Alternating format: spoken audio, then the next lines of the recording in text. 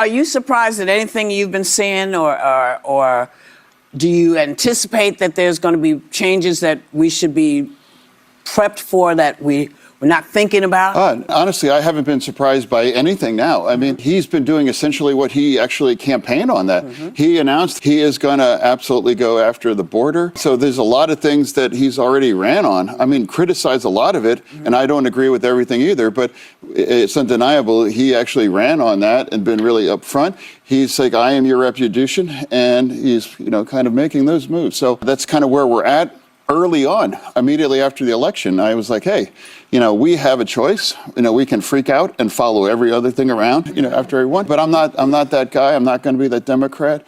For me, there's things I'm going to agree with, I'm going to disagree with, but I'm in the business of finding wins for Pennsylvania and for the nation and engaging the president. I see that as doing my job. So you went down to Mar-A-Lago and met with the president, and he actually was singing your praises after. He said you were fascinating, impressive, a common sense person. I agree with him on that. Not a liberal or a conservative. I'm curious what your takeaway was from meeting with him, and what if you found that there's any specific policy areas you think you can work with him on? I think overall it was a positive experience. He was kind, he was cordial. It wasn't in any kind of theater. It wasn't trying to get your picture taken to kind of put something out on social media. It was just really a conversation. I actually spoke for over an hour, and we just had a conversation. And now one of the things can we agree on? Well, one of the things that was easy, like the Dreamers. The Dreamers, immigration. So for me, those are kind of issues, other things that we can agree on as well. But overall, it was just a straight up conversation, and I just have a rule. Like, I'm going to engage and have a conversation that's anyone playing it straight. You did get a lot of criticism for it from some people who thought you going to Mar-A-Lago gives cover to Trump by creating the solution that he's amenable to working with Democrats. I was very supportive of when people like Mitt Romney and Rob Portman worked with Joe Biden. So I understand the need for bipartisanship. I didn't love the optics of you going to Mar-A-Lago. He was going to, which is his palace. He was going to be in Washington a week later. But what was your goal? And do you feel ultimately you were successful? Here's what happened. I was being lazy on the couch like Friday night, and my team reached out saying, hey, and I don't know if this is like a trolling or a hoax, but extended an invitation. What do you think? I'm like, well, I mean, if they're playing it straight, then I think it's pretty reasonable to have a conversation, inviting me to engage, and I visited it. So maybe some people would be critical of that, but for me, engaging the president, I think when you're in this business, I mean, that's part of the job. Any more you would criticize Governor Newsom, received the president there after the fires in California. They are going to find a way to work together.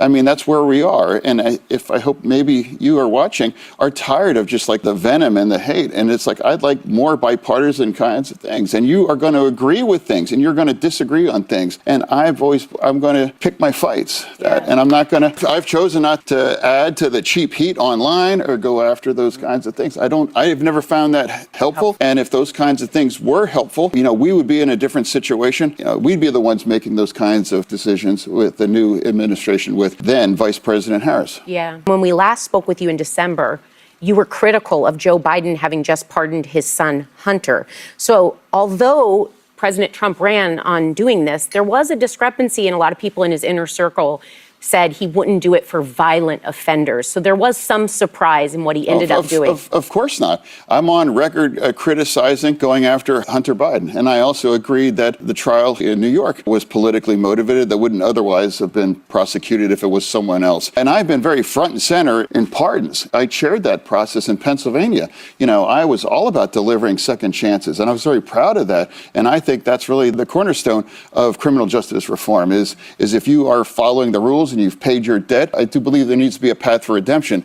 And this process, whether Joe Biden or whether President Trump, I don't agree with many of those pardons. And I've called that out. I've been on record saying that that's just not true. If you're going to abuse the process, somebody that's been very committed as part of that, has made that part of my career. I think it's sad because it's been politicized. And I think, if anything, that might have set some things back because people assume now, depending on what team's in office, those are the people that get some redemption. Just for clarification, did you mean that the 34-count case in which Donald Trump was found guilty of various financial crimes was politically motivated here in New York? I found that when the judicial system gets weaponized and targeted political enemies for political gain, I think that's inappropriate, and I think that degrades our collective trust in this a very important institution, whether that's on a Democratic going after a Republican or a Republican going after a Democratic one. And I like to think I call it strikes and balls, because the judicial system has to remain impartial. I mean, that's really the cornerstone of our society. Would that be the way that things worked? Wouldn't that be great if that's the way that things actually worked?